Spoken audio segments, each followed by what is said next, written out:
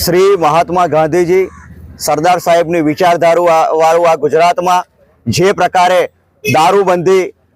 કરવામાં આવી જે તે વખતે, પરંતુ દારૂબંધીના જે કડકપણે દારૂ અને ડ્રગ્સનું દૂષણ માટે કડકપણે જે અમલ કરવો જોઈએ એ અમલ રાજ્યમાં છેલ્લા 30 વર્ષથી જે પ્રકારે સરકારો રહી છે, ભારતીય જનતા પાર્ટીની સરકાર રહી છે, અને કંઈક ને કંઈક રીતે આંખ આડા કાન કરવાના કારણે રાજ્યમાં ખૂબ મોટી પ્રમાણમાં દારૂ અને ડ્રગ્સનો વેપલો થઈ રહ્યો છે। સ્કૂલોની આજુબાજુથી પણ ડ્રગ્સ પકડવાના કિસ્સાઓ આવે છે। કઈક જગ્યાએ ધાર્મિક સ્થાનોની આજુબાજુ પણ એવા જે બુટલેગરો છે એવા ધંધા દારૂના કરી રહ્યા છે, જેથી કરીને લોકોની આસ્થા સાથે પણ ખિલવાડ કર્યો છે। એક પ્રકારે જે પ્રકારે તો ખાસ કરીને મારી જાગૃત જનતાને પણ અપીલ છે। અત્યારે ડભોઈ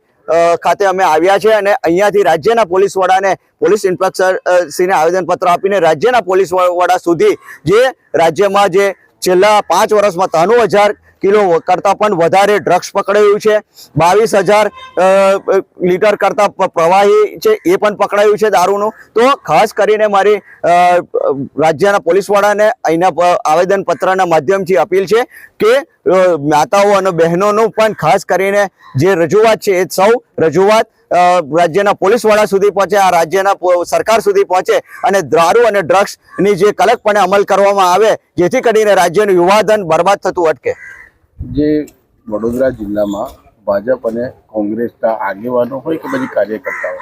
એ લોકો પણ અનેક જગ્યાઓ પર પોલીસના કેસો થાય છે કે ભાઈ આ દારૂ અને જુગાર અને સાથે સાથે આ ડ્રગ્સના વેપલાની અંદર સંકળાયેલા છે, તો એવા લોકોને શું કહેશો? ખાસ કરીને જે લોકોએ જનતાએ જેના પર વિશ્વાસ મૂક્યો,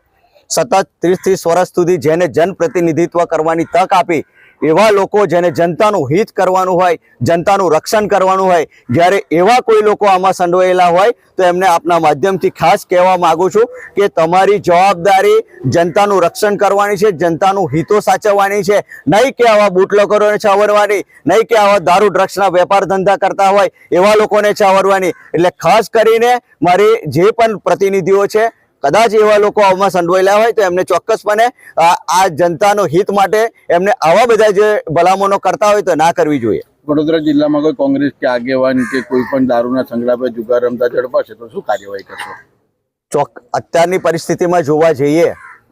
તો એવો કોઈ બાબત અમારી ધ્યાને નથી, તેમ છતાં પણ જો કોઈ એવી બાબત ધ્યાને આવે જે દારૂ હોય કે ડ્રગ્સ હોય કે અન્ય કોઈ બાબતમાં જે 2 નંબરનો કોઈ વિષય હોય એમાં જો કોઈ માણસ એમાં આવશે તો ચોક્કસપણે કોંગ્રેસ પાર્ટી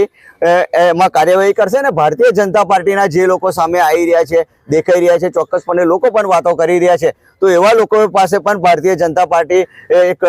પક્ષ તરીકે એમને પણ કાર્યવાહી કરવી જોઈએ।